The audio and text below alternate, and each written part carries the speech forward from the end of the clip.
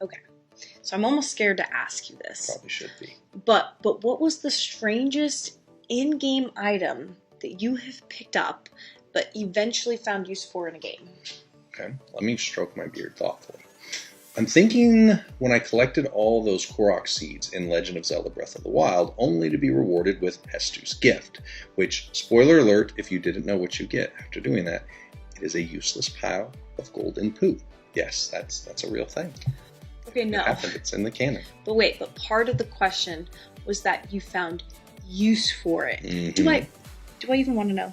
Do I even want to know? So it doesn't really serve any in-game purpose, just to be fair. And honestly, that's probably for the best. I don't think anybody would want to find out. But you're probably talking about the stuff that's actually useful. You know, like those cardboard boxes that are laying around in Metal Gear games that turn out to be far more valuable than their appearance would let on to. Over my years of playing video games, I've learned to pick up pretty much everything that I find laying around. Right. Finding a strange key, yes, it goes in the loot bag, probably going to need it later. Letter addressed to a character I haven't met yet, better grab that too. I'm sure I'm going to meet him at some point. Chicken-shaped hat, absolutely. Add it to the inventory. You know that's going to find a way to come in handy at some point. Half of any role-playing game is tracking down quest items to complete errands and assignments that allow us to progress further into the game. And in most open-world games, it's common to explore areas that contain quest items for quests that we haven't yet received. So you find something and it appears to be a random piece of junk, but it might actually be a critical component that's used to craft an incredibly powerful piece of armor. But you won't know that until you run into the armorer who's capable of forging that masterpiece. The value of many of the items we pick up may not be apparent while sitting in my backpack or fetch a high price at the local shop, but they tend to reveal their true value when the story finally calls for them. And in most video games, if the developer took the time to not only create that item, but also place it in a specific location within the narrative, there's a good chance they did this for a very specific and important reason. In our real-world lives, we can often feel that the things that are occurring to us and the events we are participating in seem random, inconsequential, and pointless.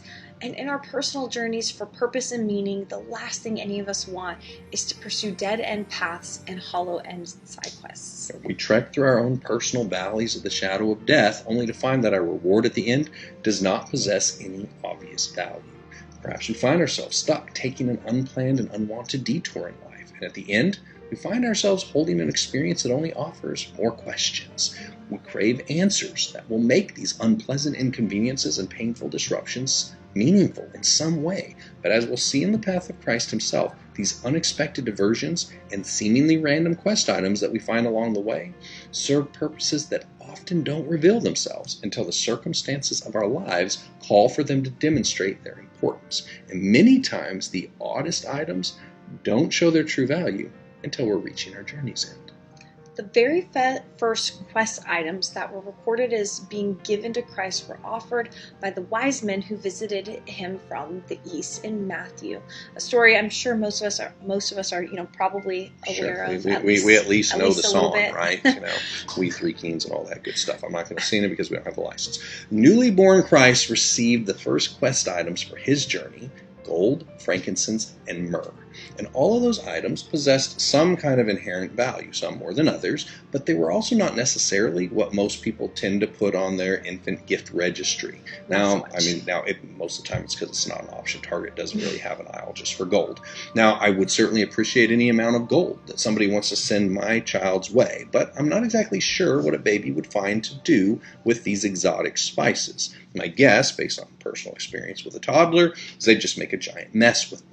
But these gifts were about to serve a very practical purpose, as well as provide a deeper meaning, foreshadowing the path that Christ would walk, such as the first very painful detour of our Lord's young life, when he was chased out of his home and into Egypt by people who were seeking his life.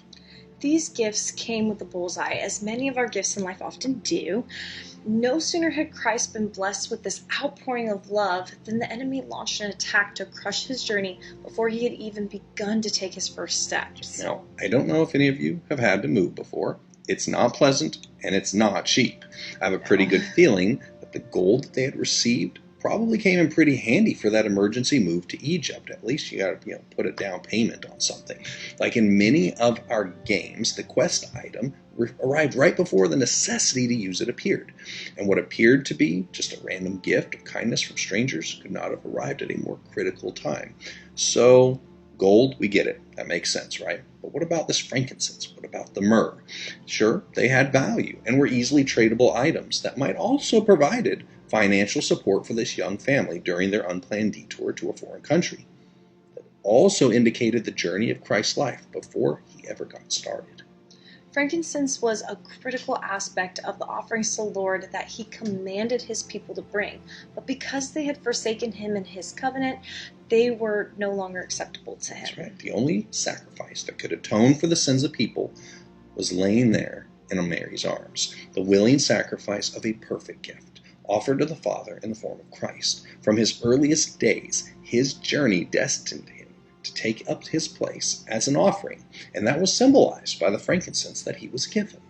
And I believe we all know how his story reaches its climax and the purpose for that myrrh, a spice that was used for preservation during the burial process. The gifts that Christ received, as well as some of the people he met along the way, like Nicodemus and Joseph, who'd only previously pursued him privately, they finally revealed their full purpose: Christ's path as an innocent exile to Egypt, a perfect sacrificial offering for humanity, a willingly executed and entombed human. They were provided for as well as foreshadowed with the quest items that he was given, and guided and supported by the cast of characters that he met along the way. Some of them were kind and generous, others nefarious and wicked, and all served to push him one step closer to his destiny. Much like our video game adventures, what we are given by the Creator doesn't always make sense until it's time for it to be used in our quest. And then we will find that even these odd and seemingly random items and occurrences were actually very critical and required elements for us to be able to move forward in the game. If things aren't making a lot of sense in our lives right now, it might be because we're expecting these quest items to be functional right now, when their intended and designed usage might be a bit further on down the road. Our Father creates relationships in our lives that may not serve an obvious purpose, but in that moment, like when we saw with Nicodemus, they did serve a critical purpose when we turned out to need them the most. He may provide us keys for doors that are meant to be unlocked at another time, or develop skills within us for a journey we aren't even aware that we should be preparing for. Perhaps what we've endured, the events that have happened to us, are confusing right now. That's because our quest isn't over yet. What we're experiencing, the items we're gaining from these events, may simply be quest items that don't reveal their full value and purpose until the time comes within our destiny for them to be of use. And many of our experiences in life don't reveal all of their secrets until we're at our journey's end. So whether life hands us gold, frankincense, myrrh, a strange key, or a chicken hat, if we're aligning our will with the Father's, we can rest assured that a time is coming. We will not only need it, but we will be unable to proceed further without it. And if our current season in life has us moving, staying, riding, or hiding, we can find peace knowing that wherever the Lord guides us, He will also provide for us, even if His provisions comes in the form of something as seemingly odd and strange as an empty cardboard box.